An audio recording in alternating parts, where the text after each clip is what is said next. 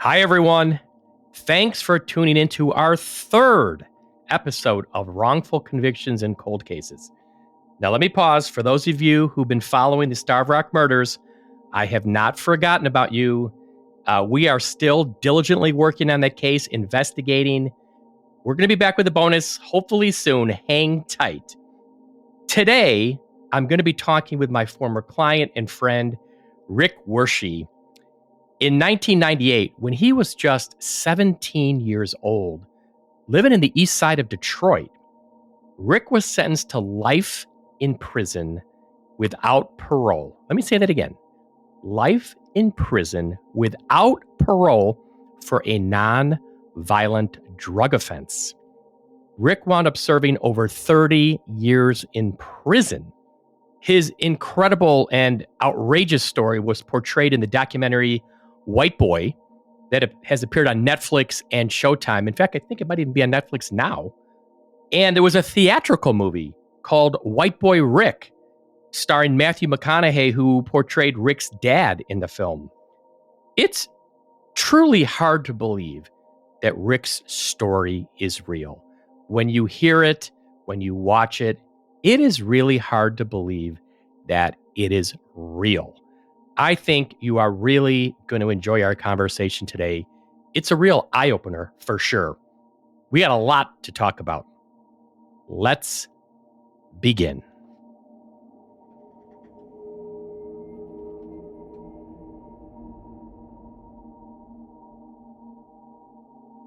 You know, Rick, I am so blessed to have met you, and I can still remember walking into prison. I think it was Jackson, Michigan. I forget what year that was. And when I met you, do you remember that the first time? Absolutely. I think it was Oaks Correctional Facility in Standish, Michigan. I remember meeting you, and I don't know, it was something about the connection we made. Like, I was like, oh my God, I feel like I've known this guy for 10 years. You know, it wasn't like I walked in, oh, here's this guy in prison. And, I spent 15 minutes with him. I felt like we could have talked for hours, and we did talk for hours, but I just felt something special about the connection we had that day. Yeah, it definitely wasn't just a normal legal visit. I mean, you're not a normal lawyer. So you go above and beyond. So it's one of the things that we hit it off so well. Your compassion for my situation was, very much appreciated. Well, then I remember, you get the good news that you're going to get paroled in Michigan. But then it comes with a twist, which is, well, you're not free. You're going to go to Florida. And you wind up going down to Florida. And I remember visiting you down there, a few times. And it was just surreal walking into Florida. Like, why the hell is this guy still here? Like, it was just mind boggling. But I want to kind of walk through what you're doing now. But can we go back to the start for a few minutes? Absolutely. Tell me about growing up, where you grew up, what it was like, tell me about your neighborhood and just your kind of growing up. I grew up on the east side of Detroit. It was one of the more violent areas. If you watch, some of the people from back then talk about the area and how violent it was. It changed. I don't know. It was never a real good area, but I think when I was 12 to 13, it became like a real bad area. So we had a group of friends that all grew up together. We kind of stuck together and we did what we did to survive. And I remember, in talking to you, I know you were very close with your father. Tell me a little bit about him. Yeah, my dad was, an entrepreneur. My grandparents worked at Chrysler for, God, I think they worked there 40 years each. And they kind of tried to raise me with my dad.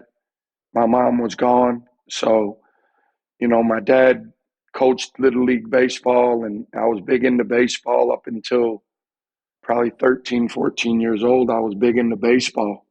That was a big part of my life, sports. Yeah, me too. With my dad's kind of history, he coached me in Little League Baseball. So there's a lot of parallels there between you and I. But the difference is I grew up in a neighborhood that was real comfortable. I didn't have violence in my neighborhood. I think a lot of people they just don't realize what it's like in other neighborhoods that are violent. Like, it's just not part of their world. And I think if more people got exposed to that, there'd be more compassion, more sympathy, more awareness. I think people, and I'm not saying people are bad, they're not aware. It's definitely two different worlds. Like where I grew up in Detroit, let's just say 7-minute drive, you're in Grosse Pointe, Michigan. Those kids never experience or never see the things me and my friends. I have friends that, growing up, Andy, were killed for their sneakers or killed for their coat.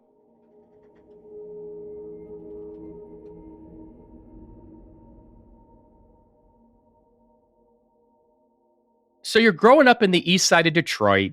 It's a violent neighborhood. You got a loving family. You got kids in the block that support each other.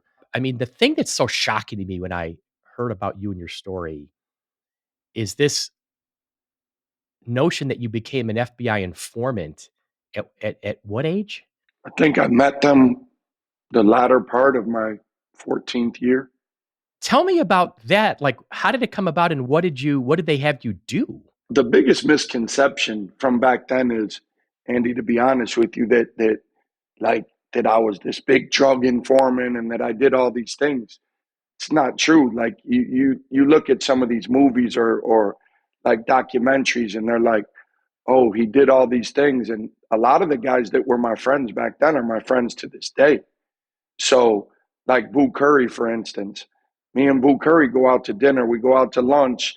My first public speaking engagement at Adiamo's, Boo Curry was there to support me. So, I talked to Johnny Curry.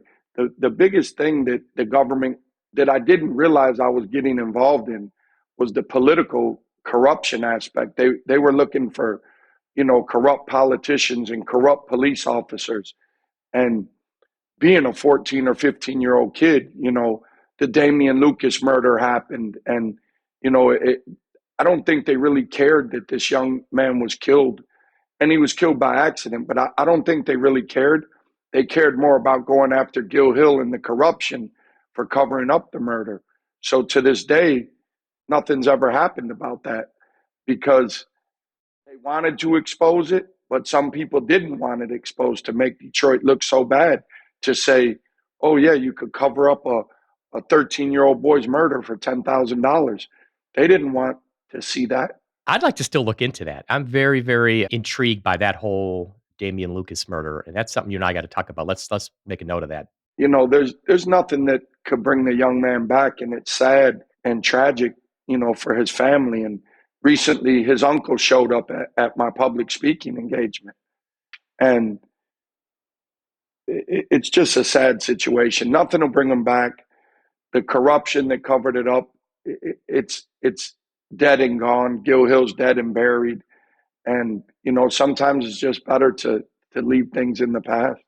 I stayed in prison so long, Andy, that a lot of the things that happened back then, I vaguely remember them, but I don't remember everything like as vividly, The fact that the FBI would approach a 14-year-old kid, is just mind-boggling to me. And I think the story that really stuck out in my mind was like, that kind of put it in context, is when they sent you to Vegas. Tell me about how old you were and what that was about. I was 15 and, they gave me a fake ID and a plane ticket and a pocket full of money. And I was in Vegas hanging out and their thing was they wanted to know about police corruption. And, they were using me to get information on what cops were corrupt and what weren't. And to be honest, now that I look back and reflect on it, I didn't even know what the fuck I was doing. Like, I was a kid. Like, I can't imagine. I have a 17-year-old grandson now. I couldn't imagine any of the things that I did at 14 or 15, him doing at 17. And I can't imagine the things that I did at 17 doing at 53 now. I'm 60. I can't imagine doing what you did at 60. Okay. So, Yeah. I mean, to think that you got the FBI gave you a bunch of money, a fake ID, put you on a plane to Las Vegas, It was that the weekend of the Hagler-Hearns fight? It was. I was a big, I'm still a big Tommy Hearns fan. As you know, the Hitman, he was my favorite. Yeah, The Motor City Cobra. Yeah. I think I You introduced me to FaceTimed you him. with him. Yeah, you did. Yeah. That was amazing. It's just unbelievable that they would send a 15-year-old kid with a bunch of money and a fake ID to Vegas under those circumstances. And I just wanted to put this in context in terms of how you grew up, the situations you got thrown into, and you're just 15 years old. And then was it shortly after that you were shot? No, it was before the Hearns Hagler fight I got shot. I got shot in November 84, and I want to say the fight was March of 85. It's amazing that you're even still here. You wind up eventually getting arrested. You're how old? 17 years old. 17 years old. You get arrested under this Michigan 650 lifer law. Is that correct? Yes. And that law is a life sentence without parole. Am I right about that? Yep. Okay, so let's pause there. This is another thing that blows my mind. You're 17. It's a nonviolent drug offense, and you get a life sentence without parole. Did I get that right? Absolutely. Keep in mind, I wasn't like, I think there was only two of us, and one of them is like a brother to me, Kevin Hanna. He was 16, and they called him a drug kingpin and gave him life without parole. 16-year-old kid. As you know, I've done a lot of work for the city of Chicago. I've defended police officers in cases. I've tried to help prove people's innocence. I mean, I've seen a lot of murder cases. People, serve 20 years. Violent murders. To think that there'd be a law where somebody could get life without parole, okay, on a nonviolent drug offense, I just can't even wrap my head around that. And so at 17, when you get that sentence, what are you thinking? What do you even recall what's going through your mind back then? To be honest, no, not all the way. I mean, I don't think I ever grasped that they wanted me to die in prison. I don't think that set in until like all the lies and the drug kingpin and the accusations and all this craziness came out. I think I told you a friend of mine from back then who I had no idea was in the drug world in the beginning. He was the Lamborghini dealer, and I love cars, as you know. Yes, I do know that. He was one of the biggest exotic car dealers down here. So I used to go in his store and I would look up to him and I was like, wow, this guy's got this amazing exotic car store. And so as I got in the underworld, I found out he was like one of the biggest drug smugglers in America. And his name's Tito Dominguez. Tito gets indicted in Detroit, 88, for 7 tons of cocaine. Nobody knows Teresa Dominguez in Detroit, his name. Nobody. I don't even think people in America know his name. But this was only his indictment there. For 7 tons of cocaine, a grown man only received an 11-year sentence. Me and Kevin were juveniles, and you wanted us to die in prison. Wow. For anybody that wants to look further into it, there's a book called The Accountant by Roberto Escobar, Pablo Escobar's brother. And he talks about Tito in that book. And he says, all these other guys said they were our smuggler, but Tito was our main guy. And Tito, was good at what he did. He never lost a load of coke. Never. So do you feel like you were, in a sense, a political prisoner, that they just wanted you, because of what you knew and what you were doing with the political corruption, wanted to basically just put you away forever? 100%. I became a political prisoner. In years I was eligible to be released, and the law had changed. So I became eligible.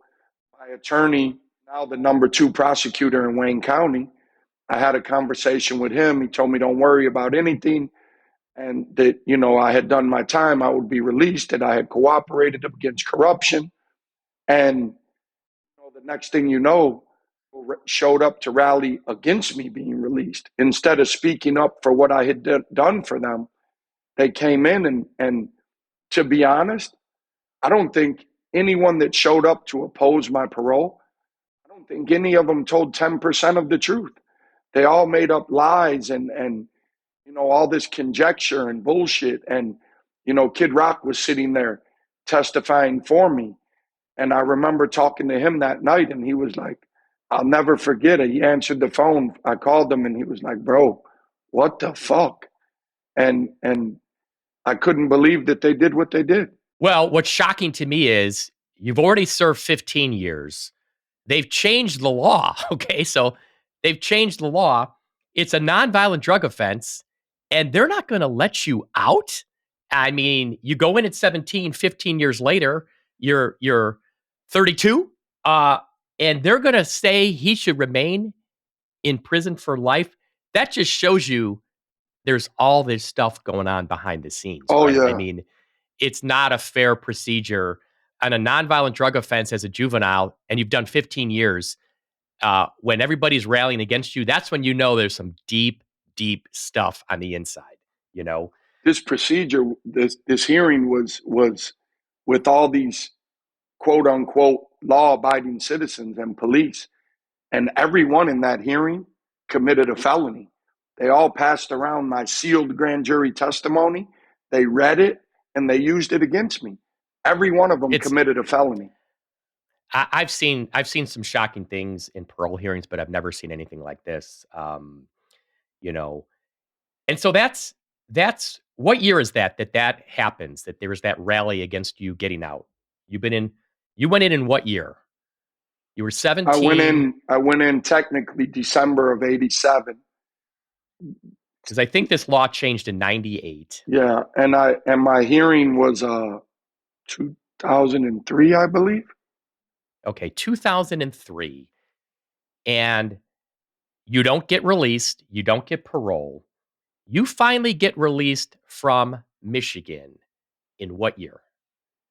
2017. And then you're shipped to Florida like we talked about. And you finally get released in 2020? July of 2020. So even though that law changed in 98, you have to serve another 22 years. And when you finally get out in 2020, at that point, you had served 32 years, 7 months on a nonviolent drug offense. And at that point, you were how old? I'm the longest serving juvenile in the world for a nonviolent crime. In the world? In the world. No other country would do what we did to a juvenile. Holy shit. We're the only country in the world that ever gave juveniles life for anything other than murder. And we say we're the most humane country.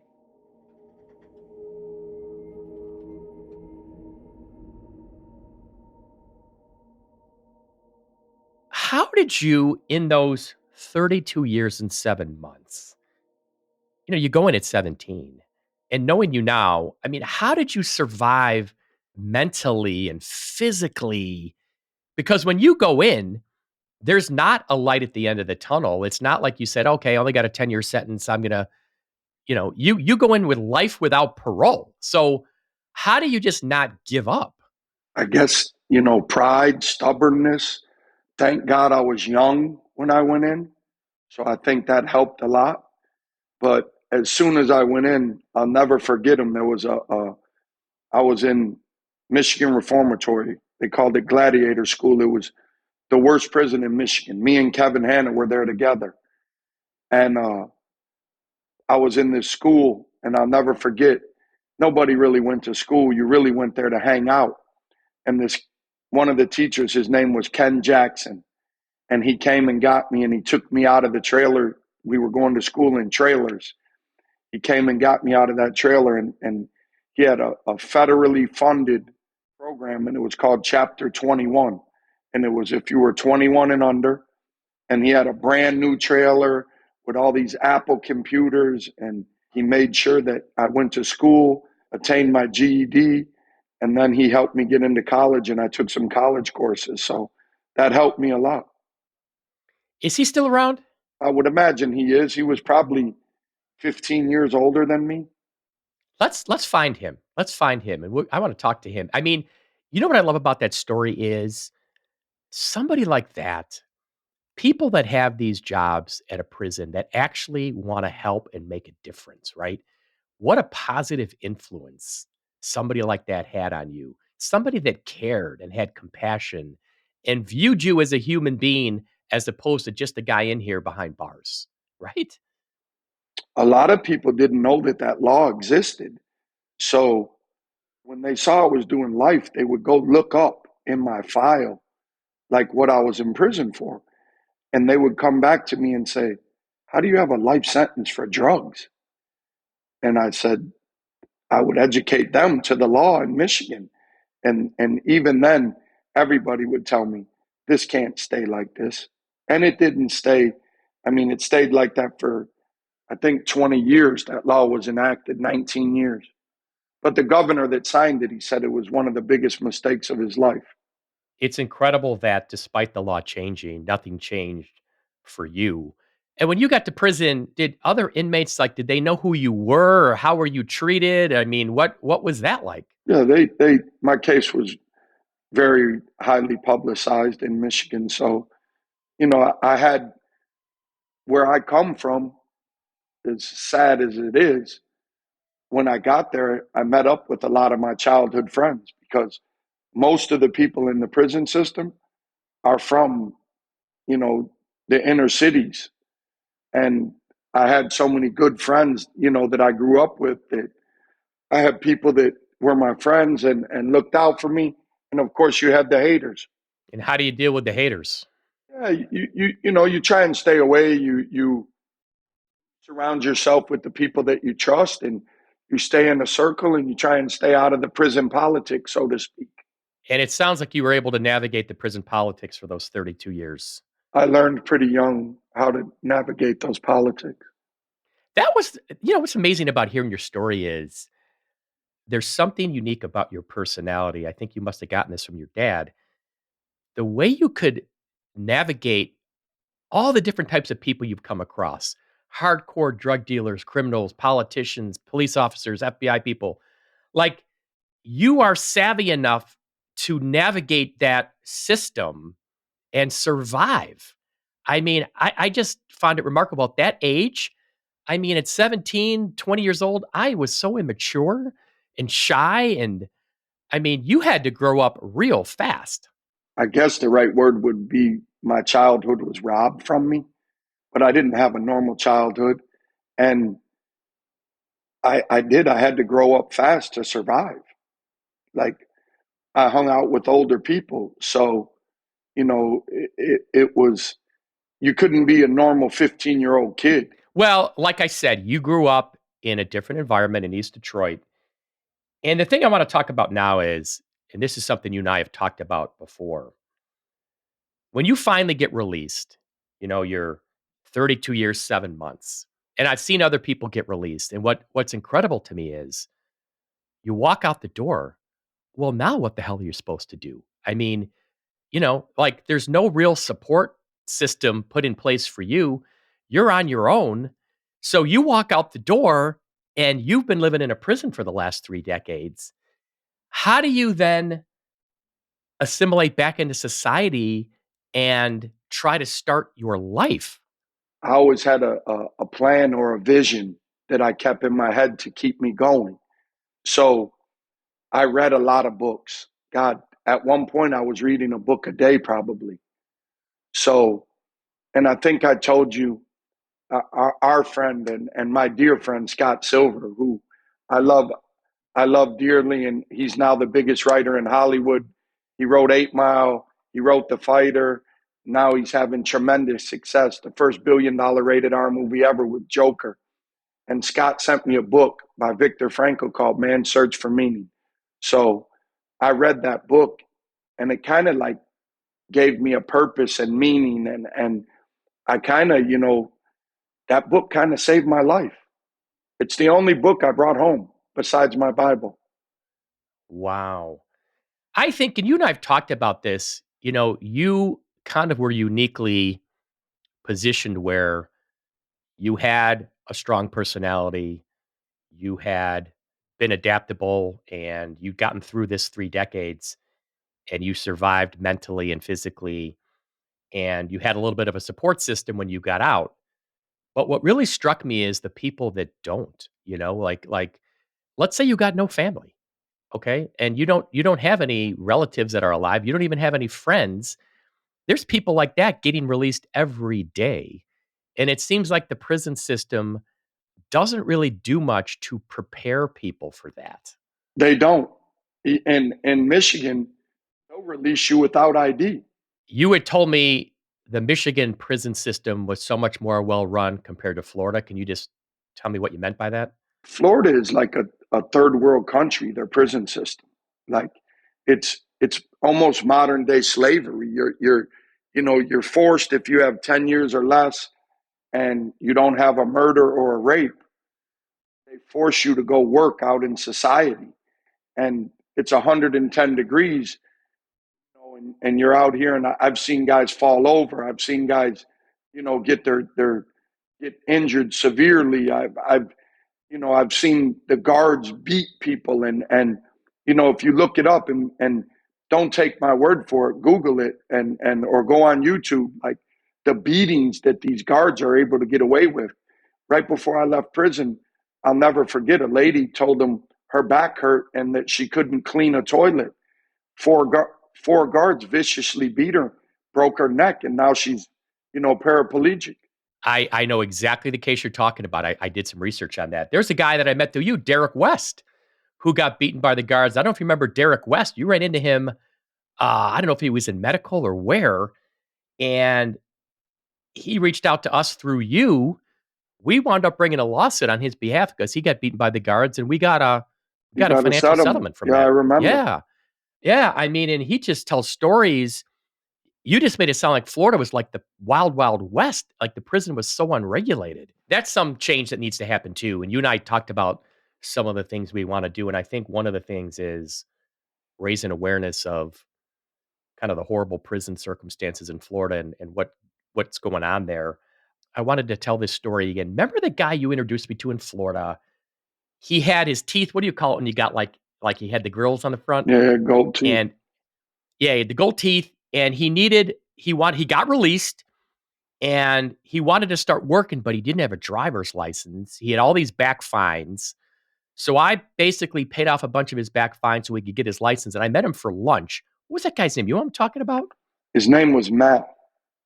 Yeah. And so I remember you introduced me to him, and I met him for lunch when he got out. I was just getting kind of like, his background. And he was telling me he was living with his mother. She was into drugs. The landlord came to her and said, you can't have two people in this apartment or something like that. So she kicks him out. Okay. He's like 14 years old, 13 years old. She kicks him out and says, you can't stay here anymore. And so I said, what did you do? He's like, well, I just found an abandoned building to live in. And then I kind of just was living on the streets and I got into drugs. Let me pause there. Is it any surprise a person like that got into drugs, selling drugs to make money? And what blew me away was hearing that story about being kicked out of the house at his age. And I'm not trying to condone anybody who commits, who breaks the law. I'm not saying that. But what I am saying is what people aren't aware of all the times is the circumstances that led to somebody going down the path they did, right? I mean, anybody who grew up in an environment like that, the root cause is the poverty and the drugs. And is it any surprise that that guy turned to drug dealing? And I was so sympathetic to his story about how he grew up. And I just think there's a lot of people like that out there. Those are the kids that fill our prison systems. He turned to drugs, to selling drugs to survive, not because he wanted to. Like, a lot of us, the biggest misconception is a lot of kids in the inner city, they turn to selling drugs to help their families pay bills, or they're not out there robbing people or murdering people or whatever you want to call it. I'm not trying to justify it in any way, shape, or form. But a lot of people turn to drug dealing, Andy, just to survive, to help their mom pay the light bill or to put, some clothes on or whatever. And over time, you get carried away, and some people become bigger and bigger and bigger. And you become addicted to the lifestyle. I just feel like it's very easy for people to sit back and criticize or pass these laws or, have this such a harsh approach on crime when they don't really. I just wish more people got to know people like Matt. I feel like if everybody got to meet a Matt and sat down and had lunch with him like I did, you would have a completely different perspective on how do we deal with the drug issue? How do we deal with prison? What's appropriate sentence? What kind of program should we have in prison? How can we help people rehabilitate them? You've talked to me about this in terms of prison. It's just kind of warehousing you as opposed to trying to rehabilitate you. People like Matt, sometimes, I didn't know him as well as I thought I did. I met him in prison. He had a lot of similarities to me growing up. You helped him tremendously, but in the end, he could never leave the street life. He never got beyond, where he was. So to change, you really have to want to change. And if you don't want to change, your life's going to be in and out of prison. I call it life on the installment plan. I have friends that are in and out, 5 years, 8 years, 10 years, back in for 2 years. And I call it doing life on the installment plan. I think I have one friend total, he's done over 30 years in and out. That's a long time to go in and out. I can't imagine it. Mine was like one time but to have to go back into that hell, I can't, like, it's difficult, but it's normal to some people. And that's what's so sad. Well, and I think that shows you how hard it is to change. If all you know is a certain lifestyle, if all you know is the streets and selling drugs, it might sound easy, like, hey, just get a job working at Costco, and it's just not that simple. I don't think for a lot of people who they've never had the love and support and life skills that most people have.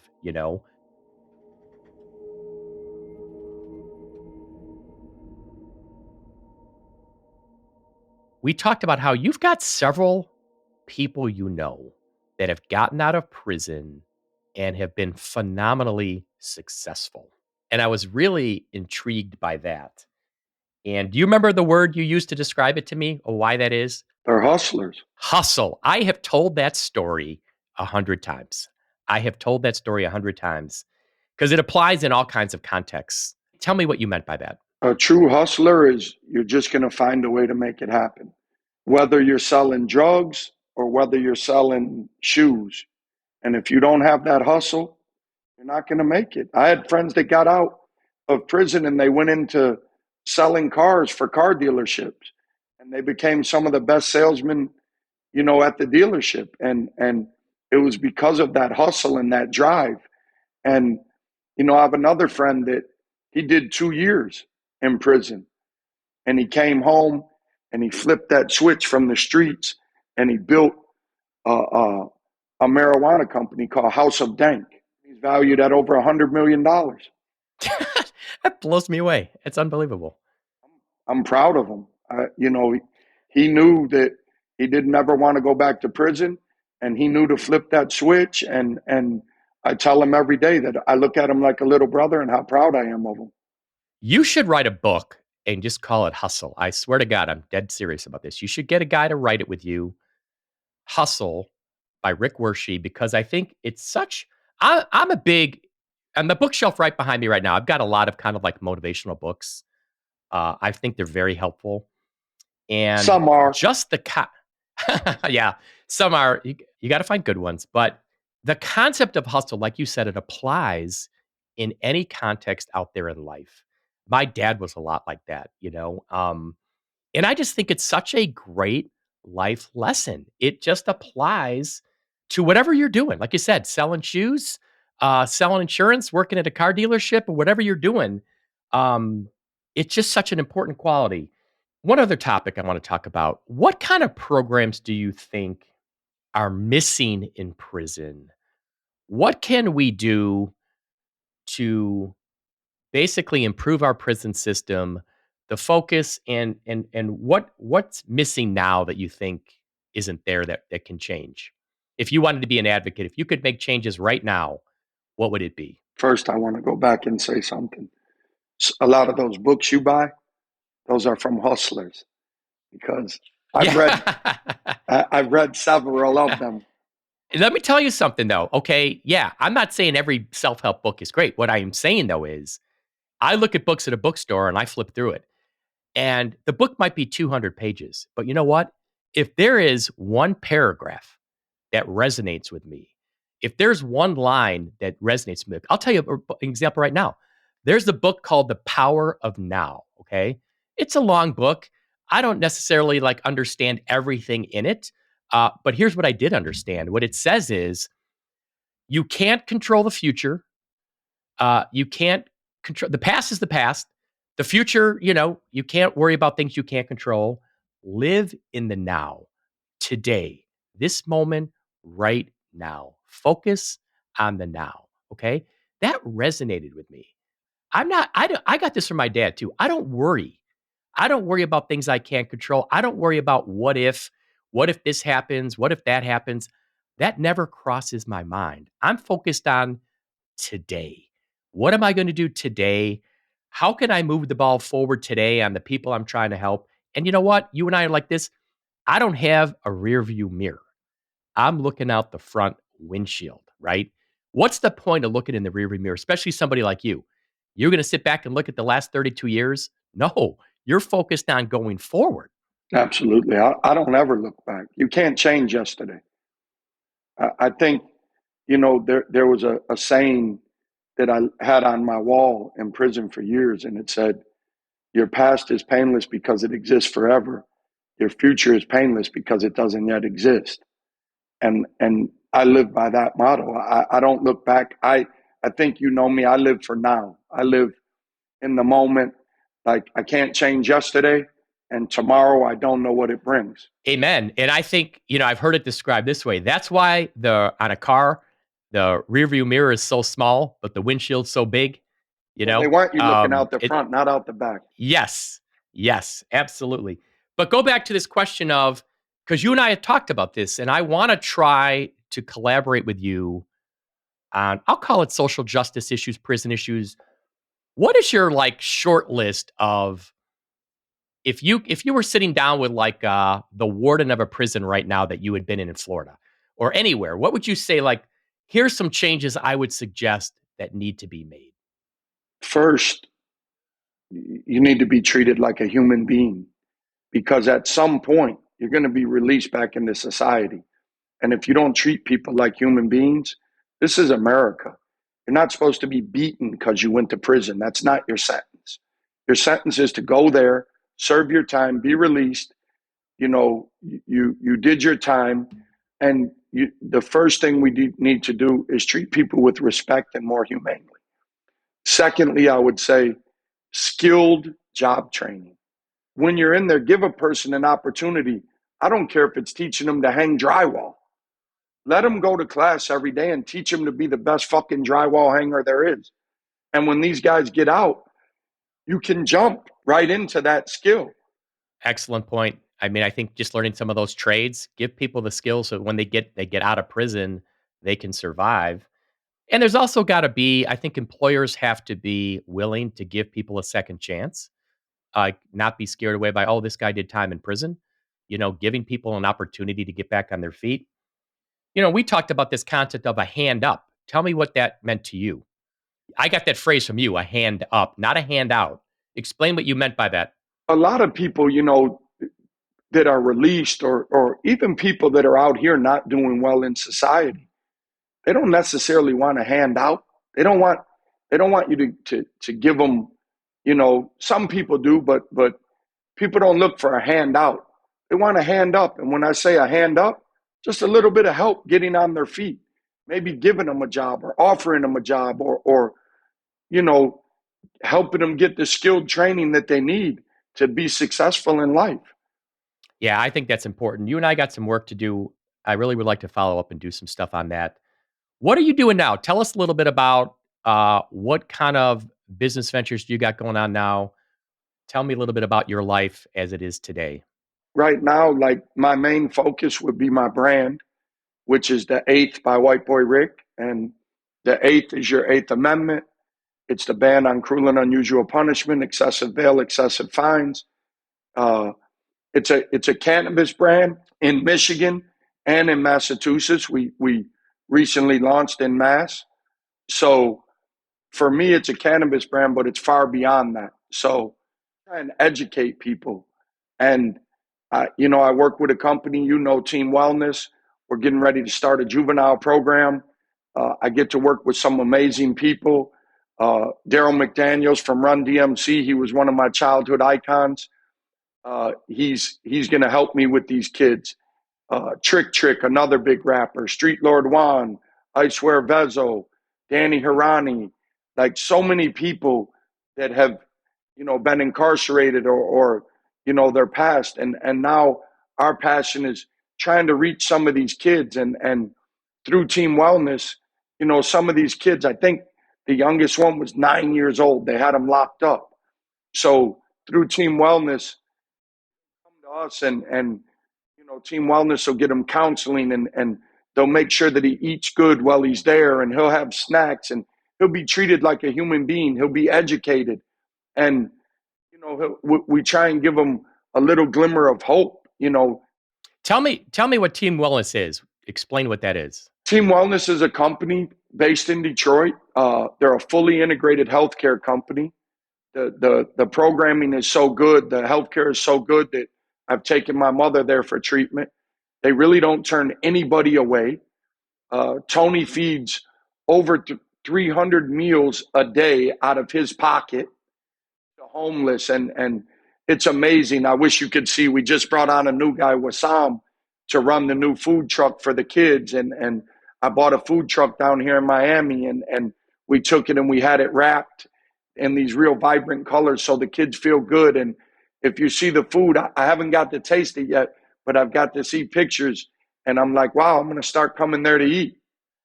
Well, you got to ship some to Chicago, my friend. You got my address. Yeah, I mean, or I need to come out there.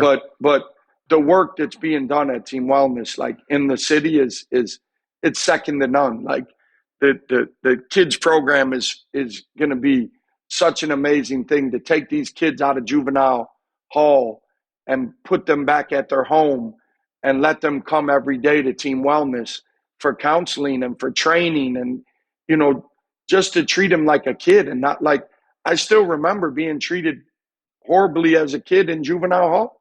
I remember being locked in a room with no bathroom and having to defecate in a bag. Oh my gosh. Have you been back to the old neighborhood in the east side of Detroit? Absolutely. Tell me about that. I drove down the street one day. I'll never forget. And I saw our old neighbor sitting on a porch and I pulled over. His name's Abraham. I stopped and talked to him. He said, I always thought if you would remember me. And he went inside and he still had some of my grandfather's pajamas from when my grandfather passed away. Oh my gosh. Wow. I know you're still trying to kind of help the old neighborhood and yeah, I do. I try and do things, giveaways and we give sneakers away to the bigger kids and we do some food drives and we're getting ready to send again this year.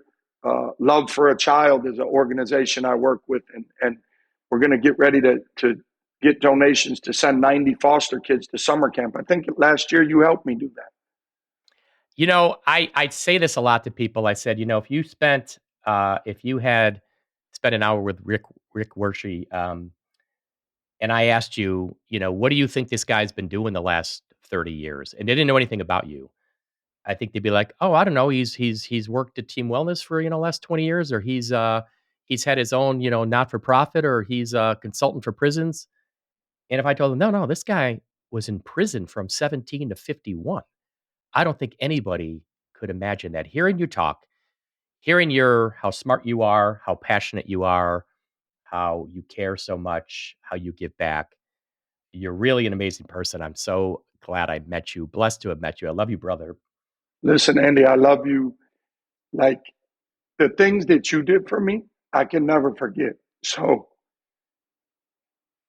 just know that. I do. It's also an honor.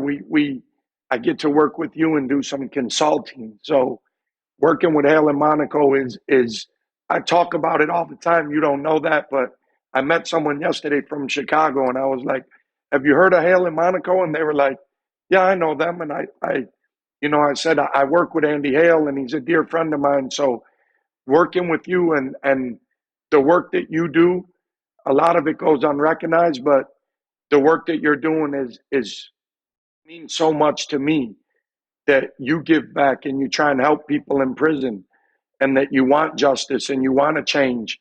That means a lot. Well, I appreciate that. And you've really supported me and some of the people I'm trying to help, like Chester Weger. You've been a big supporter of him. I mean, you were such a big help in his GoFundMe efforts. Here's a guy that, gets parole when he's 82 years old. We'll wrap it up with this. I could talk to you for another 5 hours, and we got a lot of work to do. A lot of these things we talked about, we got a lot of work to do. Maybe what we'll do, give us some time. Maybe we'll come back later this year with an update, because I'd really like to get focused on some of these programs, things you and I can do to help, and maybe come back and tell people, if anybody listening, like, hey, what can we do to help? What programs can we support? What can we do out there? Raising awareness of some of these issues. I think those are all important things. But for now, stay healthy. That's all that matters, is your health. Stay strong. It was great seeing you, and I look forward to continuing our conversation. I do as well. Thanks. I wish you tremendous success in this podcast. If I can ever come back or answer any questions or do anything, I'm always here, Andy. All right, brother. Talk to you soon. Love you. Okay, thank you. Love you too.